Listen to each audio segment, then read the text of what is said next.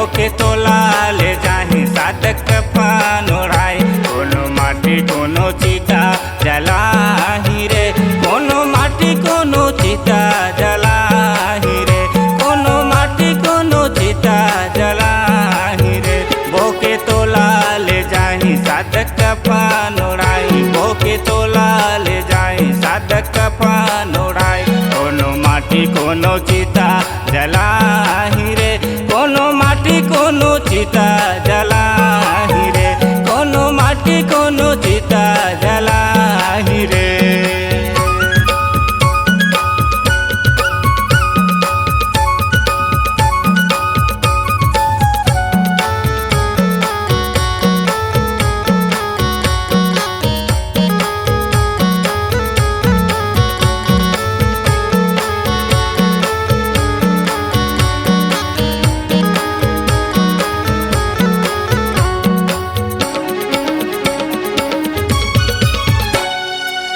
नहवा खोरवा के बेटा धरती रचाही रे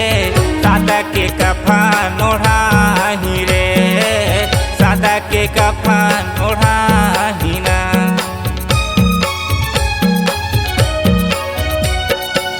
कंचन काया तोर माटी मिल जाही रे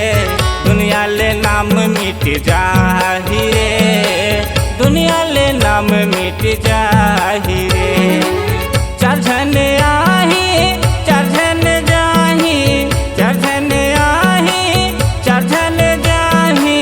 संगमा तोला लेके जाही रे संगमा तोला लेके जाही रे घर के तोला ले जाही सादक कफन ओढ़ाही घर के तोला ले जाही सादक कफन ओढ़ाई कोनो माटी कोनो चिता जलाही रे कोनो माटी कोनो चिता जलाही रे कोनो माटी कोनो चिता जलाही रे।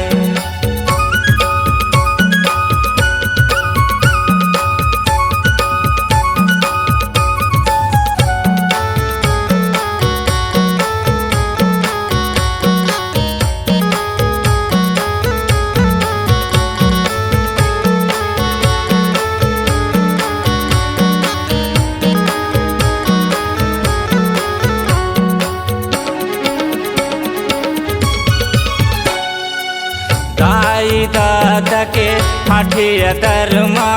जब तोला ले गही उठा के रे जब तोला ले गही उठा के रे।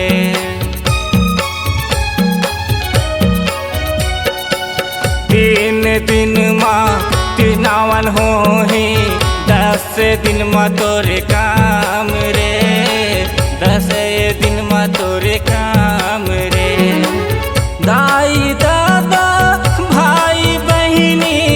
दाई दादा भाई बहिनी छुट जाही रिश्ते नाता रे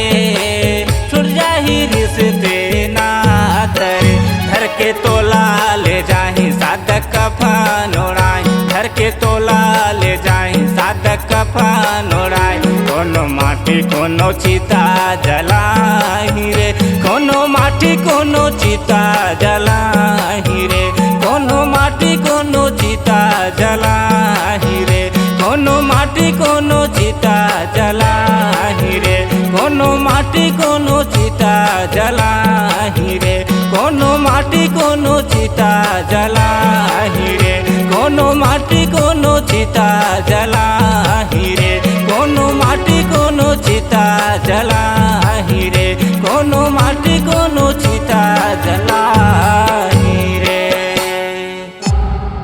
C-Log Digital Recording Studio, Cordoba. Contact number 9907119215.